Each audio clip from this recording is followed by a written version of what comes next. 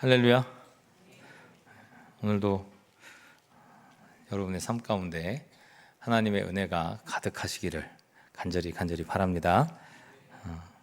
요즘 세상을 가만히 들여다보면 싸움, 다툼의 연속인 듯 싶습니다. 크고 작은 싸움들이 곳곳에서 벌어집니다.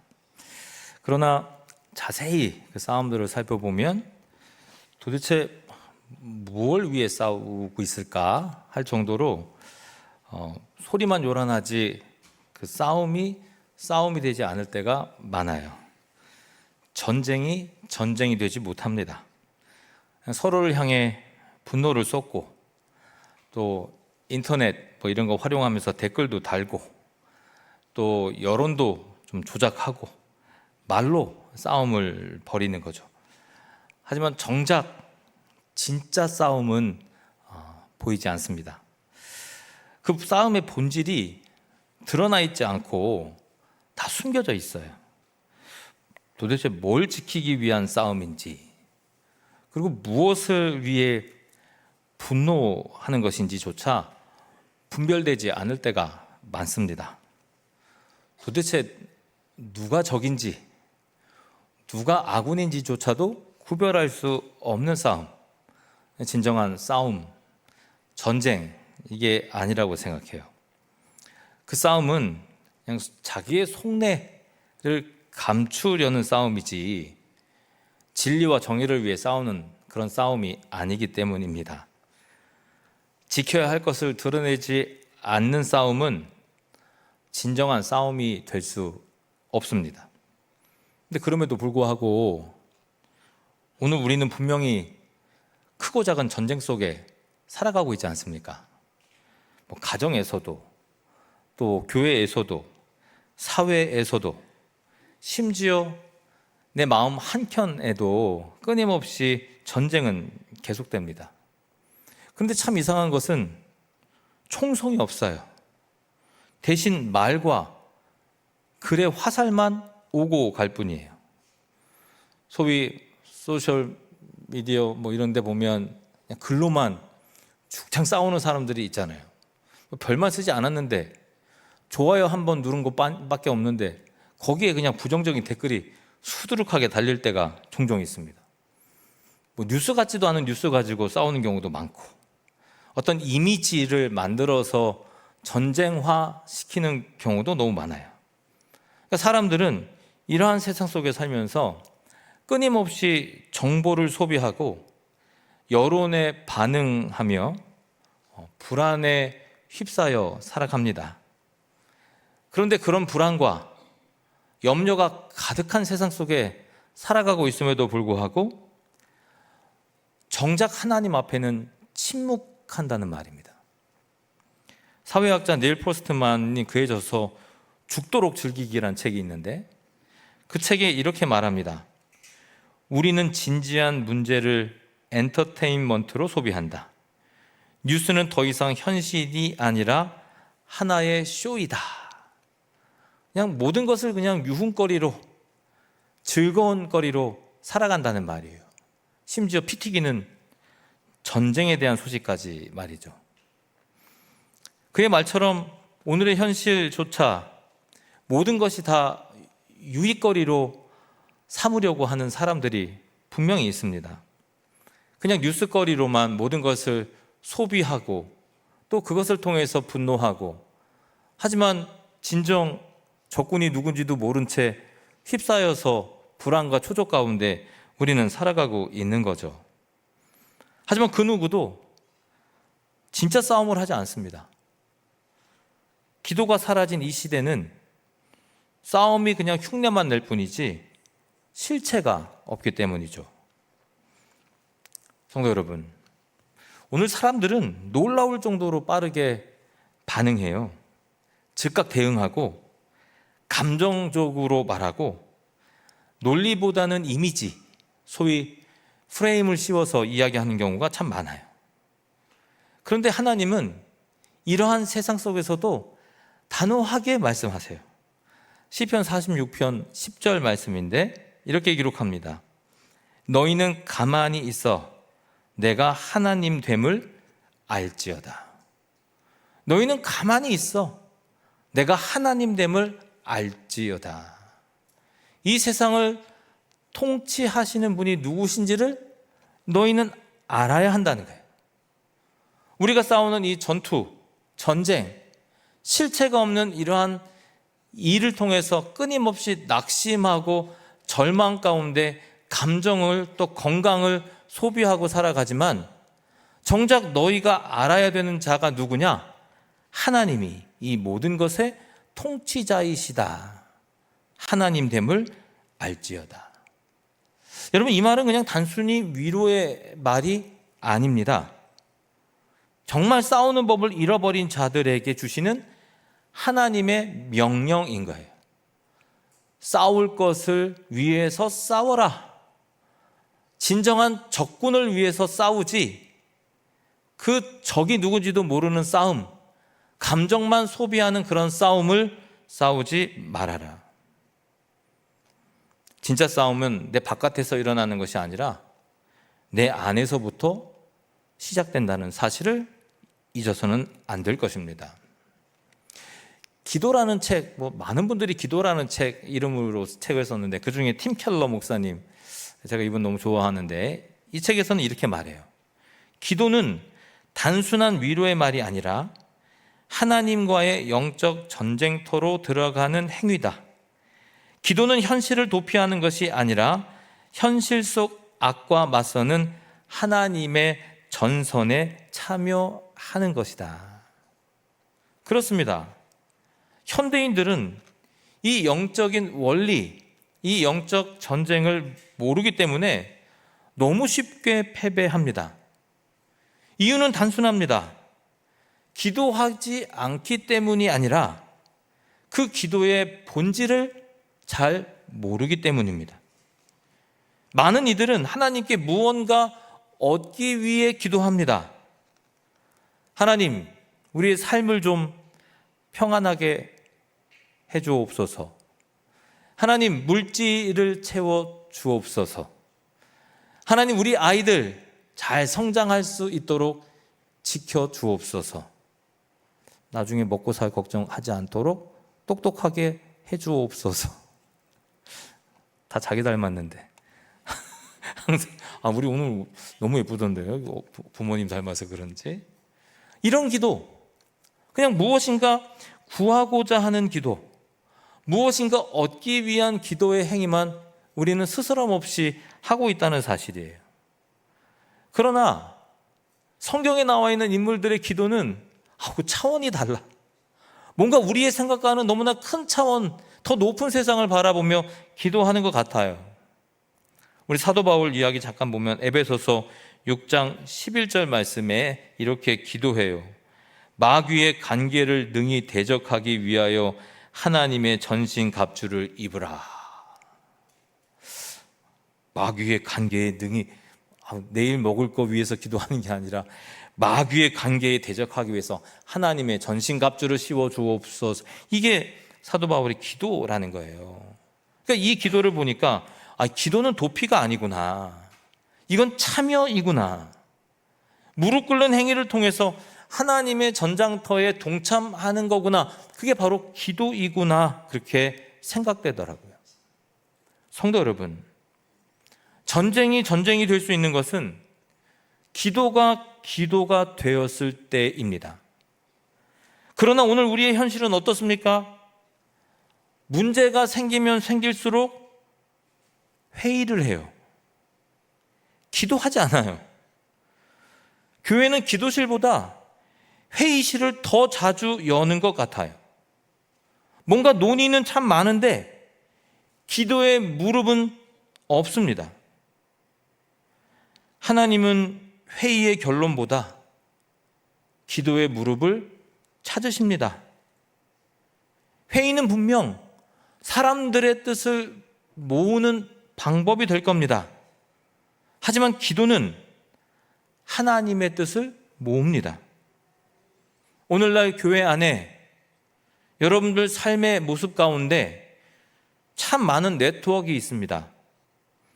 저희 교회도 소그룹도 있고 그 소그룹마다 카톡방도 열어놓고 심지어 여러분들이 어디 속했는지도 모르는 카톡방에 여러분들이 속해져 있다는 사실도 나중에 깨달을 때도 분명히 있잖아요. 하지만 사람들과의 관계 속에서 그 진실된 만남을 위해서 애쓰고 있는 반면 아버지와의 관계는 희미해져 버렸습니다. 그 아버지가 누굴까요? 하나님이요. 하나님 아버지와의 관계는 점점 희미해져 갑니다. 여러분, 기도는 연결이 아닙니다. 기도는 관계입니다. 기도함으로 관계를 맺는 겁니다. 하나님과의 관계를 맺고 예수 그리스도와 관계를 맺고 성령과의 관계를 맺는 겁니다. 그게 바로 기도입니다. 그런데 현대인들은 이 기도를 그냥 소통 방식으로 바꿔버렸습니다. 하나님과의 관계를 어떻게 돈독하게 할까라고 생각하는 것이 아니라 어떻게 하면 나의 간구에 응답하실까? 거기에만 집중하고 있습니다. 그냥 내 말을 들어주시는 창고, 사람 정도로 여기는 듯 싶습니다. 요즘에 AI, 챗 GPT, 또 여러 가지 참 많은데 요즘 정보들 뭐라고 질문하면 어쩜 그렇게 전문가답게 대화를 해주든지 그냥 단순한 대답이 아니라 그 깊이 있는 지식까지 다 알게 해주듯 요즘의 기술 발전이 그렇게 빠릅니다. 물론 어르신들은 잘 쓰지는 못하실지 모르지만 분명 들어보신 적은 있을 것 같은 그런 요즘의 인공지능의 기술, 마치 하나님을 그렇게 여기시는 것 아닌가 생각해 봅니다. 무엇인가 물으면 나에게 원하는 답을 해주는 분, 그래서 나의 유익을 채워주시는 분으로만 생각하고 있는 듯 싶습니다. 근데 이런 태도로는 우리가 해야 할 전쟁을 결코 이길 수 없다는 겁니다. 왜냐하면 그 싸움은 우리가 하나님을 도와드리는 싸움이 아니라 하나님이 주도하시는 싸움이기 때문입니다. 우리가 싸움의 주인이 아니라 하나님이 싸움의 주인이시라는 겁니다. 그러므로 우리가 해야 할 일은 앞장서는 것이 아닙니다.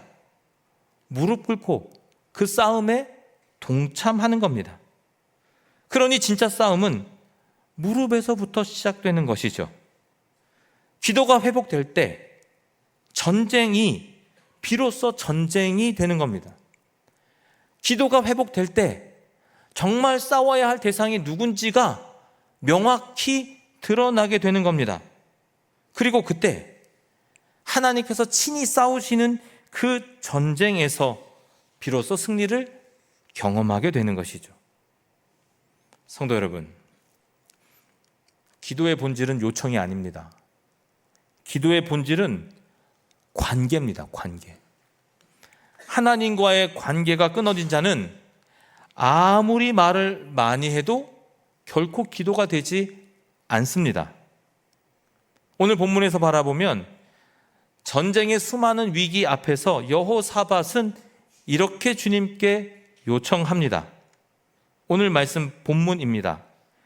만일 재앙이나 난리나 견책이나 전염병이나 기근이 우리에게 임하면 주의 이름이 이 성전에 있으니 우리가 이 성전 앞과 주 앞에 서서 이 환난 가운데에서 주께 부르짖은즉 들으시고 구원하시리라 하였나이다. 아멘. 이 환난 가운데서 주께 부르짖은즉 들으시고 구원하실 것이다. 이것이 신앙적 고백이라는 말입니다. 즉 이 모든 환난, 때로는 지금 이러한 환난이 겪어지면 이 기술도 있고 나름 여러 가지 좋은 환경도 있으니까 빨리빨리 회복될 수 있겠다고 생각될 수 있겠지만 그 당시에 이러한 질병은 정말 위기 중에 위기가 아니었나 생각해요. 그 위기 앞에서 그는 주님의 이름에 모든 것을 걸었단 말입니다.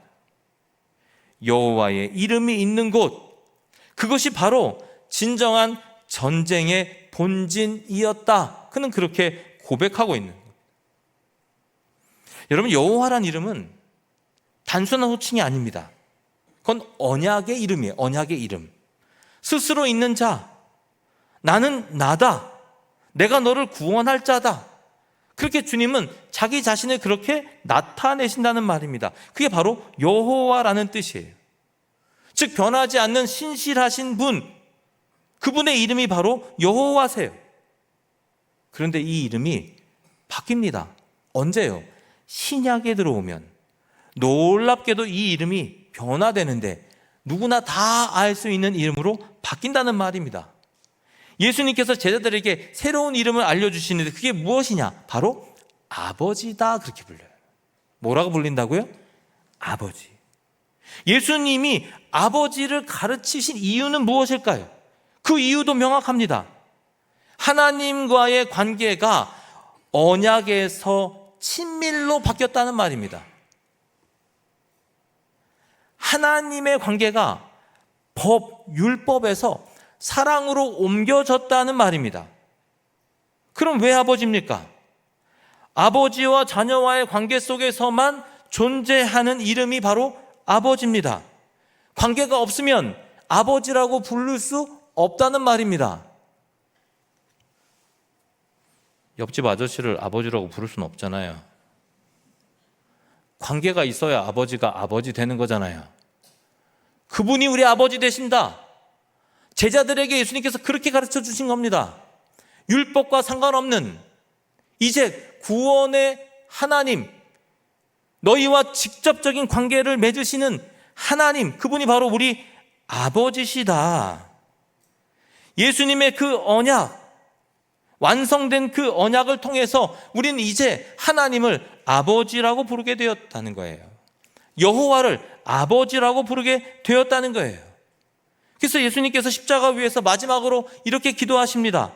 누가복음 23장 46절 말씀인데, 아버지, 내 영혼을 아버지 손에 부탁하나이다. 이 기도는 단순한 유언이 아닙니다. 복음의 요약이었습니다. 이제 우리는 그분을 아버지라고 부르는 관계가 되었다. 누굴 통해서요? 예수 그리스도의 십자가의 피 흘림을 통해서. 제자들이 예수님께 나와서 기도를 가르쳐달라고 그렇게 간청합니다. 누가복음 11장 2절 말씀에 이렇게 말씀합니다. 너희는 기도할 때 이렇게 하라. 아버지여, 이름이 거룩히 여김을 받으시옵소서. 여호와 하나님, 범접할 수 없는 그분, 심지어 그분 이름조차도 제대로 부를 수 없는 그러한 유대인들이 이제 그 여호와를 하나님 아버지로 부르라.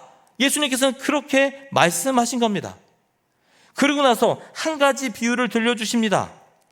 한 친구가 밤중에 떡 3덩이를 빌리러 이웃집에 찾아갑니다. 그리고 문을 두드립니다. 그리고 이렇게 말합니다. 친구야, 나에게 떡 3덩이만 빌려다오. 앞에 있는 아파트 문 두드리면서 밤 새벽 1시에 밥 한 술만 좀 빌려주세요. 그러면 그 사람이 우리를 뭐라고 쳐다보겠습니까? 미친 사람 아니야? 분명히 그럴 것 아닙니까? 그래서 이 말씀이 두들기고 또 두들겨서 어떻게든 그 밥 한 소를 얻어내라 이 뜻입니까? 아니에요. 그 말이 아닙니다. 그런 관계가 되었다라는 말입니다. 그 새벽, 그 아침, 그 저녁에 아무 때나 두들겨서 떡을 달라고 할 만큼의 관계가 되었다. 예수님은 이 비유를 맞추시면서 뭐라고 표현하십니까? 누가복음 11장 11절에서 12절 말씀입니다. 같이 한번 읽어보겠습니다. 시작. 너희 중에 아버지 된 자로서 누가 아들이 생선을 달라 하는데 생선 대신 뱀을 주며 알을 달라 하는데 전갈을 주겠느냐? 야, 너희 하나님이 생선을 달라 하는데 생선 대신에 나쁜 거 줄 이유가 있냐? 너에게 좋은 것만 주시는 거 아니냐? 그게 바로 아버지다. 그게 바로 하나님이다. 이제 너희는 진정한 관계가 회복되었다. 성도 여러분, 이것이 기도의 본질입니다. 아버지를 신뢰하고 아버지를 부르는 관계, 기도는 도움을 구하는 행위가 아니라 관계를 확인하는 시간인 겁니다. 기도하면서 주님이 나에게 어떤 분이신지를 깨닫게 되는 시간이 바로 기도하는 시간이라는 겁니다. 한번 생각해 보십시오. 우리가 문제가 생기면 누구에게 먼저 찾아갑니까? 여러분들에게 힘든 문제가 생길 때 어디로 나아갑니까? 친구입니까? 동료입니까? 혹은 옆집 아저씨입니까? 이사야는 분명히 말합니다. 이사야서 31장 1절 말씀입니다. 도움을 구하러 애굽으로 내려가는 자는 화 있을진저. 하나님을 찾지 않고 다른 이방신을 찾는 자들에게는 화가 머물 것이다. 하나님을 찾지 않고 사람 찾는 사람들에게는 화가 있을 것이다. 하나님을 제쳐두고 세상의 도움을 구하지 말아라. 너희 아버지를 두고 좋은 곳으로 채워주실 그 아버지를 두고 딴 집 가서 이야기하지 말아라.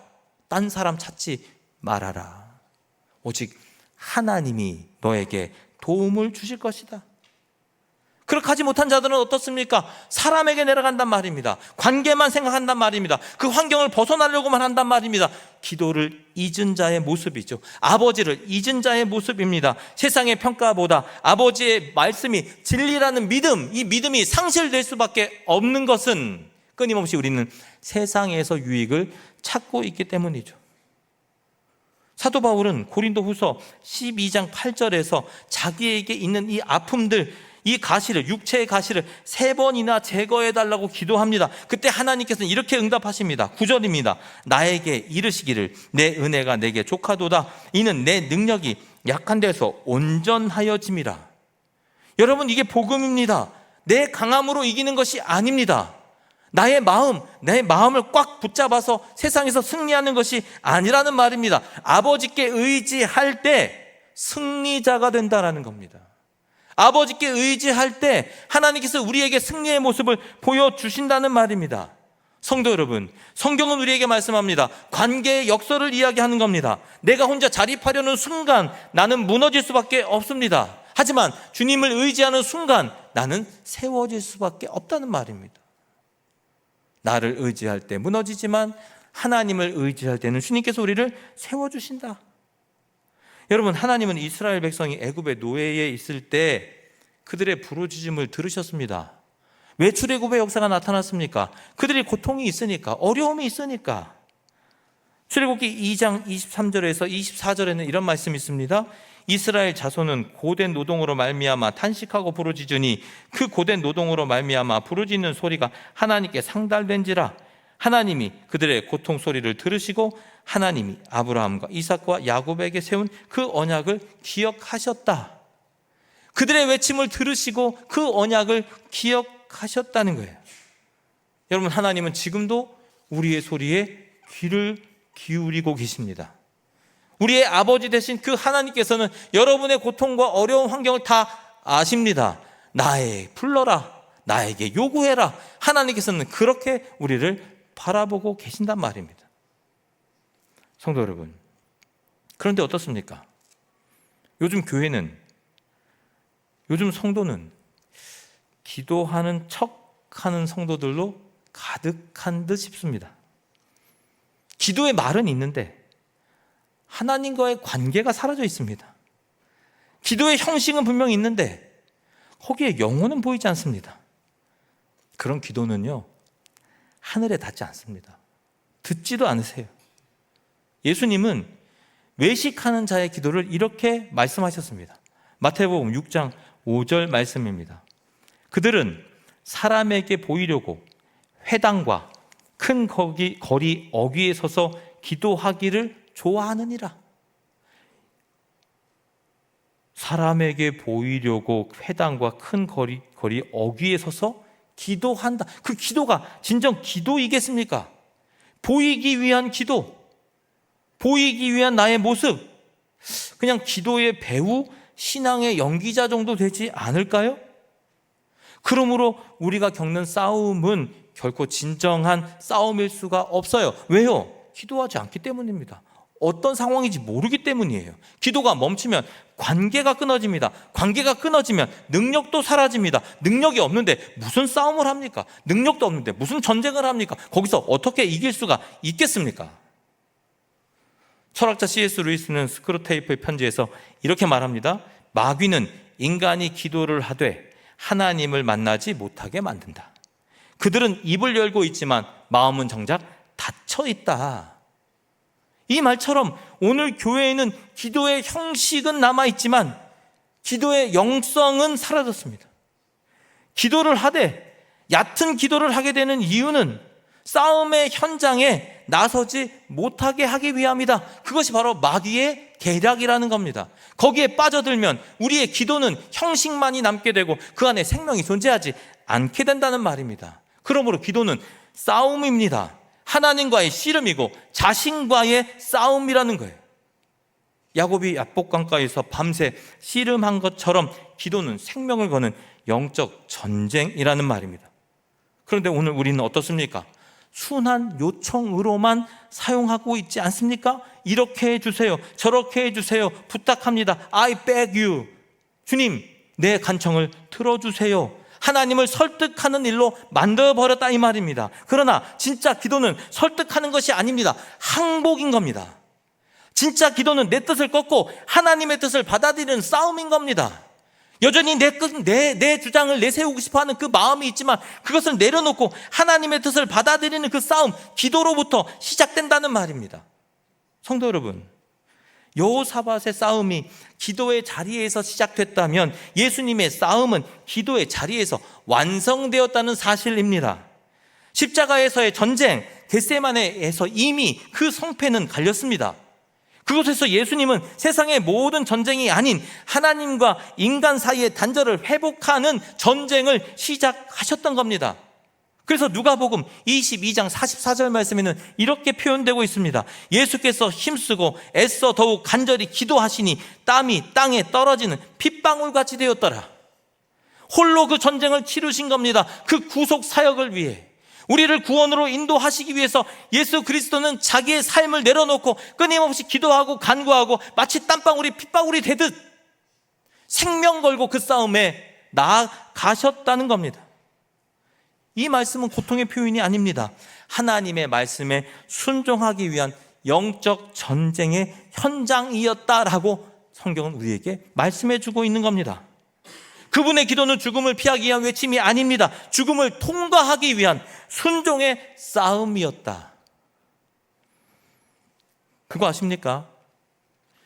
교회가 위기를 맞을 때마다 하나님은 기도의 사람을 세우셨습니다. 어려움이 있을 때마다, 세상의 고통이 담길 때마다 그 역사적 순간 가운데 하나님께서는 기도의 사람을 예비해 두셨다는 말입니다. 기도하는 무릎이 강한 교회는 결코 무너지지 않습니다. 기도하는 자들의 모인 교회는 결코 쓰러지지 않습니다. 하나님의 그 귀한 뜻을 붙들고 끊임없이 그 영적인 전쟁터에서 하나님의 깃발을 꽂고 승리자로 나아가게 된다는 말입니다. 주님께서 이 땅에 하나님의 교회를 세우신 이유가 무엇일까? 이 땅을 주님의 나라로 만들라 하시는 그 귀한 뜻이 있지 않겠습니까? 기도하는 자는 그 전쟁에서 승리하여 하나님의 나라를 더욱더 확장케 하는 그 귀한 사역에 주님께서는 우리를 사용하신다라는 그 사실을 결코 잊어서는 안 될 것입니다. 요즘 사람들은 위기 앞에서 전략을 찾는답니다. 그런데 믿음의 사람은 기도를 찾습니다. 전략은 인간의 힘이 되지만 기도는 아버지의 손을 움직입니다. 그러므로 우리의 힘은 기도의 수에 있지 않습니다. 주님과의 관계에 있는 겁니다. 기도의 양보다 중요한 건 내가 아버지를 얼마나 신뢰하느냐입니다. 그러니 싸우시려거든 먼저 기도하시기를 바랍니다. 물리쳐야 할 악함이 여러분 눈에 보이거든 기도하시기를 바랍니다. 말만 하고 정치하지 마시고 단 한마디면 됩니다. 아버지여, 오늘도 나와 함께 하여 주옵소서. 짧고 진실하게 던지는 그 한마디가 능력이 됩니다. 그 한마디가 싸움에서 우리를 이기게 합니다. 기도는 수단이 아닙니다. 아버지의 일하심을 시작하게 하는 믿음의 문, 그것이 바로 기도입니다. 아버지를 부르는 그 순간 그분이 일하십니다. 성도 여러분, 우리가 큰 소리로 기도해서 이기는 것이 아닙니다. 교회 매일 나와서 기도해서 이기는 것도 아닙니다. 우리의 기도가 아버지를 부르기 때문에 이기는 겁니다. 옆집 아저씨 아무리 불러도 도와주지 않습니다. 내 아빠가 계신데 왜 옆집 아저씨를 부릅니까? 아버지, 나와 함께 하여 주옵소서. 아버지, 나와 함께 하여 주옵소서. 이 고통과 어려움 가운데 주님, 내 곁에 계셔 주옵소서. 그러고 보면 예수님의 삶 전체는 기도였다고 해도 과언이 아닌 것 같습니다. 늘 하나님을 아버지라 부르지 않았습니까? 아버지, 아버지, 아버지. 복음의 능력은 곧 기도의 능력이라는 사실을 결코 잊어서는 안 될 것입니다. 그러므로 오늘도 믿음으로 선포하십시오. 아버지, 오늘 나의 길을 인도하여 주옵소서. 그 기도가 승리의 시작입니다. 기도하겠습니다.